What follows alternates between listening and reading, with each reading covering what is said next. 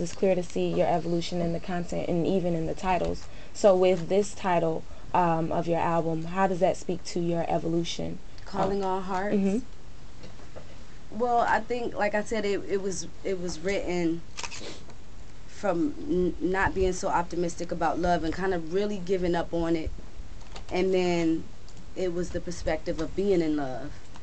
And I think to my fans, to the people that follow me and understand how far I've come, I think, like I told Gib this morning, he called in to Ricky Smiley's show and said that, you know, you're the most beautiful woman, and just represented like our relationship and just showed how much, you know, he loved me and how much I love him. A lot of people just don't do that. And I said, I called him, I said, I thank you for that, because a lot of women follow me.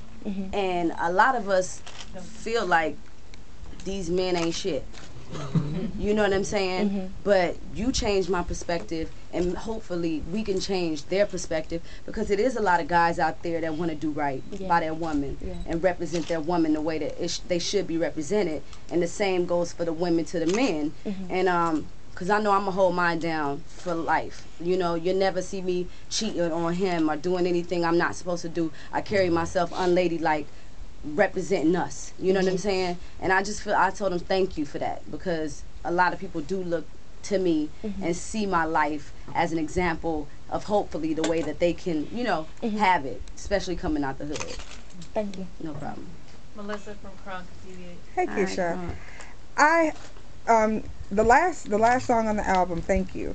It was very spiritual and very deep, and that was something that I wasn't used to hearing from you. But it also had a huge Monica type influence, and I know that you guys are really good friends. So, and your mom was singing on that with you. Most definitely. So tell me where you decided, you know, I'm going to do something like this. I'm going to go left and put this on the album. And how was that with, you know, working with your mom? Well, and did Monica have an influence? You know what? No, she didn't. But I will tell you that Faith did.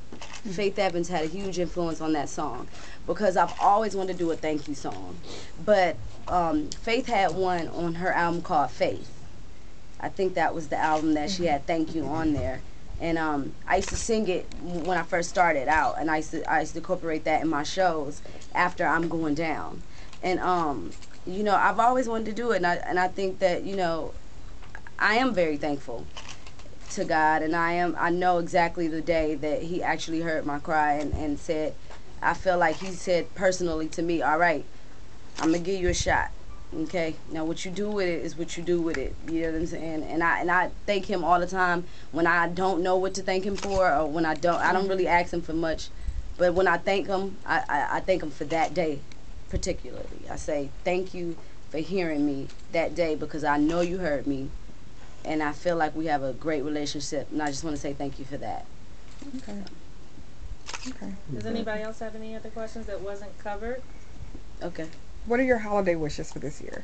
Holiday wishes. You know what? I am so altruistic. I would hope just for, like, me and Daniel want to take the baby to the Salvation Army, really a homeless shelter versus the Salvation Army, and give away all the old stuff that we have in the house.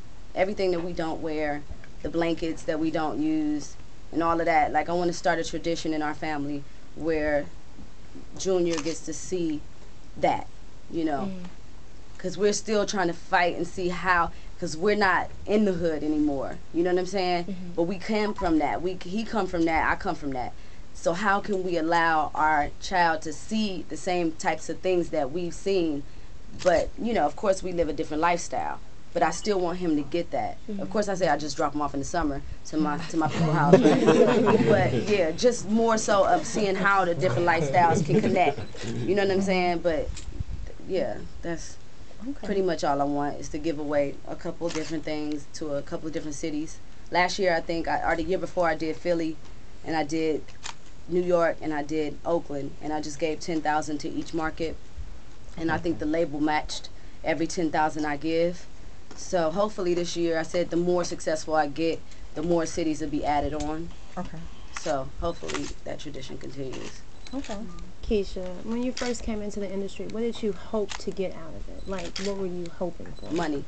That was just Keep and it then when real. when did it start to change? When you saw that it was When I so much see- bigger. Well, I remember telling Cisco from Drew Hill, I was like, people look to you like, what's up? You know what I'm saying? Like, and he like, Keisha, I'm just living my life. You know what I'm saying?